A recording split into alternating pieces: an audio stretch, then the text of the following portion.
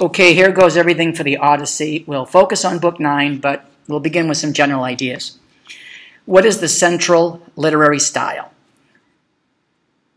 And the answer is it's an epic poem, a story about action and adventure and undoable things that somebody gets done. Challenges that are too great to imagine, gods, mortals, heroes, monsters, crazy stuff, but it's good stuff. And if you look at anything like, Hunger Games and Guardians of the Galaxy and throw in a little James Bond, maybe Star Wars, it's all kind of in there, at least if you're living 500-600 years before zero and you're living in Greece, ancient Greece, Athens, and places like that. Epic poems are thousands and thousands of lines that a poet would stand up and read to someone from memory because it probably wasn't written down in the beginning. So imagine that next time you're going through vocabulary flashcards. Do you like it?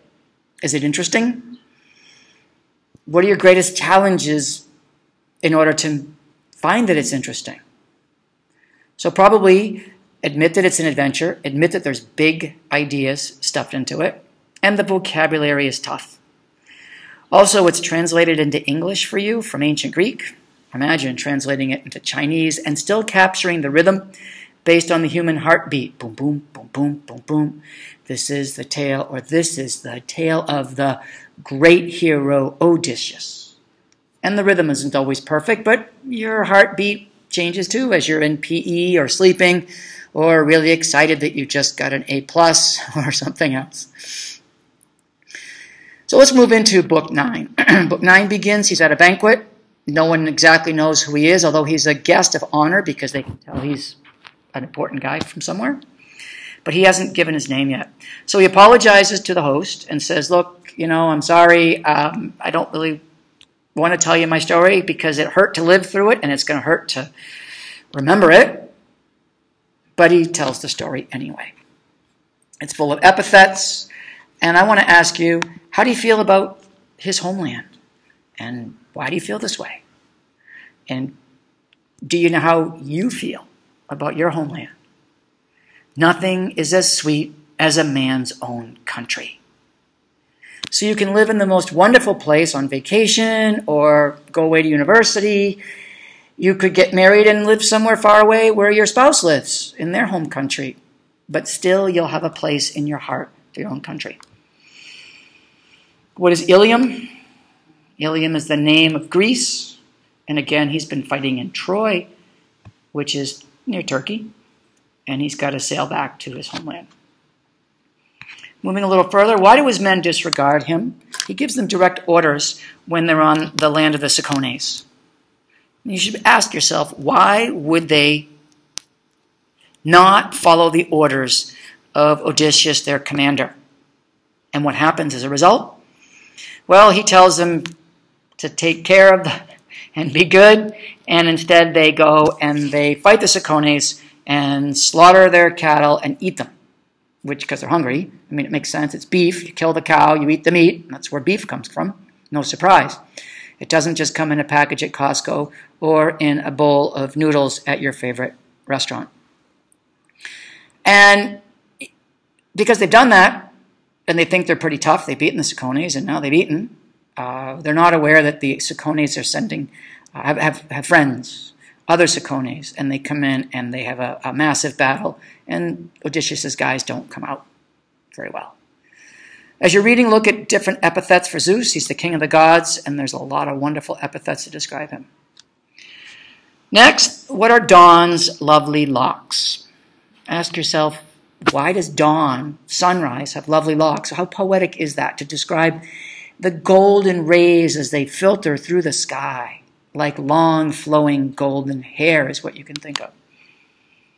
And then we move into the lotus eaters. Who are they? Are they more or less, here's a big question. Are they more or less dangerous to Odysseus and his men than the Cicones? Did you say more dangerous? Because when Odysseus' men eat the lotus plant, the flower, it's like a drug. It's like maybe opium, some sort of opioid. And they just don't care about home. They don't care about anything except just being hooked on that drug. And I would argue that's more dangerous than the Sacones. Maybe you agree. More dangerous because the guys, Odysseus' men, just don't want to go anywhere. What definition of lash? Is it like an eyelash? Is it to lash out in anger? Or is it like the lash of a whip to drive his men forward? Or is he lashing them together, like wrapping rope around their arms to capture his own men, to drag them to the ships? Where do they go next? They go to the island of the Cyclopes, for Greek pronunciation maybe, or the Cyclopses, and there's a few of them. Do you know how many? And are they social creatures that like to live together, or are they solitary and like to live apart? And Zeus loves them because they worship Zeus. And they're not very sociable, really, now that you've gotten to that point. They like to live a solitary life, and they're big and tough and rough and ready, and they don't care about anybody else but their own strength and getting what they want. The island is an interesting place where these guys live, and Odysseus and his men are around. And there's another epithet for Dawn. You'll notice Dawn is rosy. So how does she go from golden to rosy? I hope you're thinking it's the red of the sunlight coming up in the morning. Maybe you're asleep in the mornings, but sunrises are beautiful, very poetic. A sudden foreboding takes place. A sudden foreboding told my writing spirit I'd soon come up against some giant clad in power like armor plate, a savage deaf to justice, blind to law. And look at that beautiful poetry, even in English. A savage, meaning the Cyclops, deaf to justice, not literally, but he's deaf to justice figuratively, and he's blind, again, not literally, but he's figuratively blind to law. He lives on his own. He makes his own justice and his own law, not bound by anyone else's. And yet at the same time, the translator has grasped a central idea that foreshadowing, because the Cyclops is going to, Polyphemus is his name, Polyphemus is going to be blind very soon. Ooh, spoiler alert! He's going to be blind very soon because of Odysseus. Ask yourself a big question if you were to write a paragraph or a blog post. Why does Odysseus trespass? Does he belong in that cave? Is he that hungry, that starving, that he goes into the cave? And while we're here, let's take a moment. There's a very central, big idea that goes to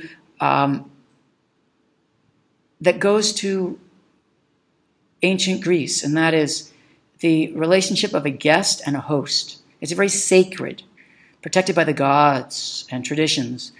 It's a sacred relationship that a guest does not take advantage of a host, and a host is generous with everything he has to his guest. But somehow Odysseus trespasses here and violates that law, as well as Polyphemus does violate it. And yet Polyphemus doesn't really feel he is bound to any laws and justice. But Odysseus certainly should be. So here we are. Odysseus says, we set our hands on the cheeses, offered some to the gods, and ate the bulk ourselves. So as though you were putting money in an offering box or lighting incense and bowing in a temple, Odysseus has done the same by offering some of the food to the gods.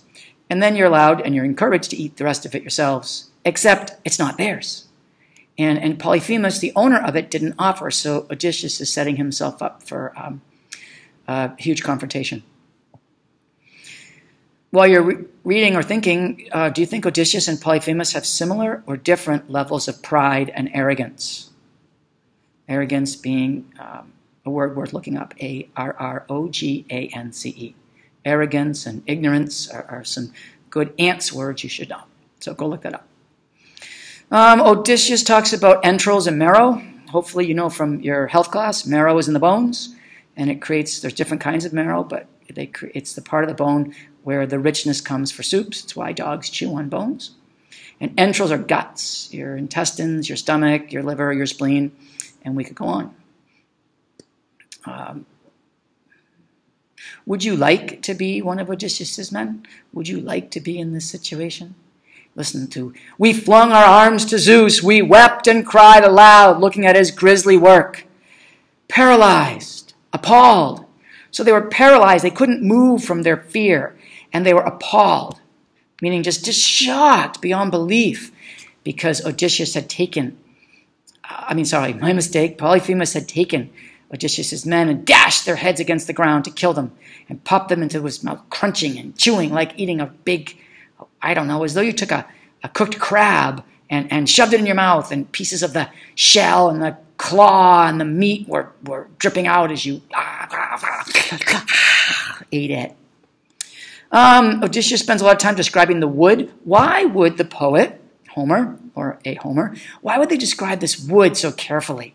I mean, it's Odysseus' words, and it's Homer the poet, but why would he describe the wood so carefully? Do you have a real clear view that this long pole like a ship's mast, and they sharpened it down and carved it down and then put it in the fire? They put it in Polyphemus' cooking fire to get the tip burning cherry red hot and then make it just hardened. Like it's almost like hardening a sword. Right? There's an important part about casting lots. Do you know what casting lots means? It's like drawing straws or picking numbers, and like maybe using my blue cards and, this is your number, it's your turn to go. Or pick a number 1 to 4 and then, you get to go. So he cast lots for the men who would do this. Let's see, next idea, they drank wine. And then when Polyphemus is drunk and everything, which is a really cruel thing to do, get someone drunk, drug him, and then kill him, or blind him, or rob him.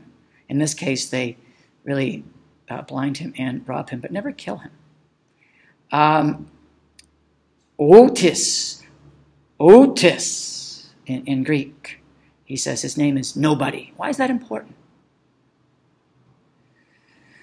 Well, a central argument, your filthy crimes came down on your own head, you shameless cannibal, daring to eat your guests in your own house.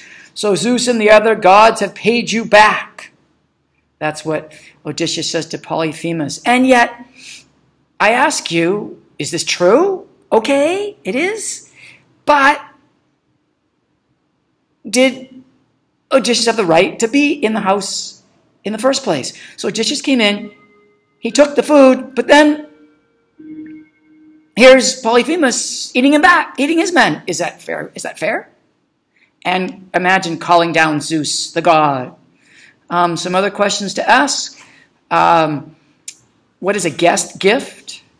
Would to God I could strip you of life and breath and ship you down to the house of death as surely as no one will ever heal your eye, not even the earthquake god himself. Imagine Polyphemus yelling that out, and he tries to destroy Odysseus and his men, but he fails. Close with the big boulder, almost kills his men and Odysseus, but he misses. So which god is protecting whom?